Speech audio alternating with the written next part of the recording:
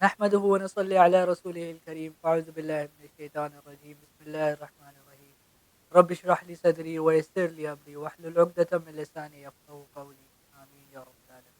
السلام علیکم ورحمۃ اللہ۔ جیسا کہ آج کل کے لوگوں میں یہ بہت عام گناہ دیکھا جاتا ہے، اور کافی کافی لوگ ایسے ہیں جن کو اس گناہ کا احساس بھی نہیں ہوتا کہ یہ گناہ ہے بھی۔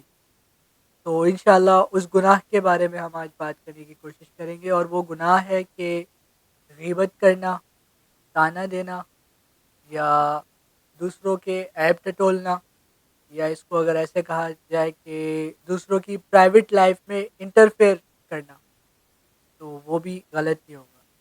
تو انشاءاللہ اسی کے متعلق ہماری جو پہلی اس کے متعلق ایک ریفرنس ہے وہ قرآن کریم کا ہے۔ قرآن کریم میں سورۃ الحجرات میں آیت نمبر 11 اور 12 میں اللہ تعالیٰ فرماتے ہیں کہ اے ایمان والو، ایک دوسرے کو برا نہ سمجھو۔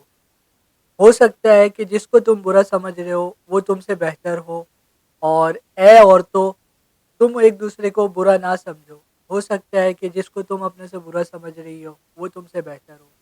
اور بدگمانیوں سے بھی بچنے کا اسی میں ذکر ہے کہ بدگمانیوں کی کثرت سے بچو، کہ بعض بدگمانیاں جو ہے وہ کفر ہے، اور برے القاب کے بھی متعلق انہی دو آیات کے اندر موجود ہے۔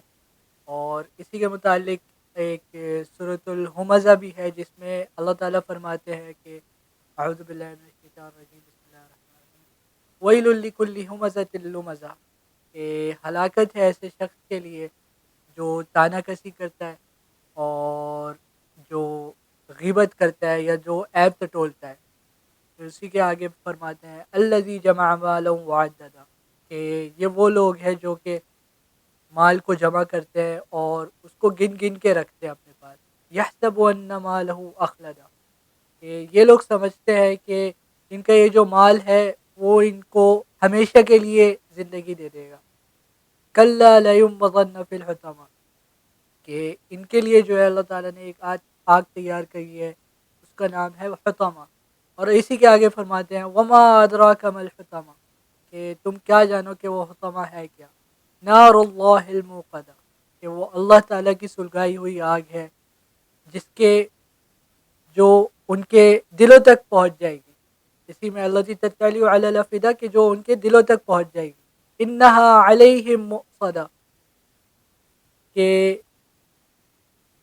وہ جو ہے ان کے ارد گرد پھیلا دی جائے گی، ان کو اپنے جکڑے میں لے لے گی۔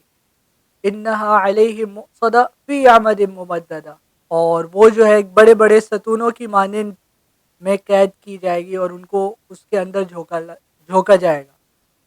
تو اسی کے متعلق یہ بھی ہے کہ ہمیں جو ہے ان سارے گناہوں سے بچنا چاہیے، جتنے بھی زبان کے گناہ ہوتے ہیں، کیونکہ آپ صلی اللہ علیہ وسلم کی ایک صحیح حدیث بھی ہے اسی کے متعلق کہ جو شخص مجھے ان دو چیزوں کی ضمانت دیتا ہے تو میں اس کو جنت کی ضمانت دیتا ہوں۔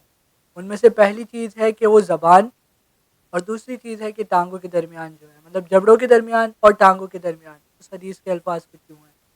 تو جبڑوں کے درمیان جیسے کہ زبان ہے، تو اسی کے متعلق ہمیں اپنی زبان کے گناہوں سے بھی بچنا چاہیے، کیونکہ ان زبان سے ہم لوگ ایسے ایسے گناہ کر جاتے ہیں جس کا ہمیں احساس بھی نہیں ہوتا اس کے متعلق اس ٹائم پہ۔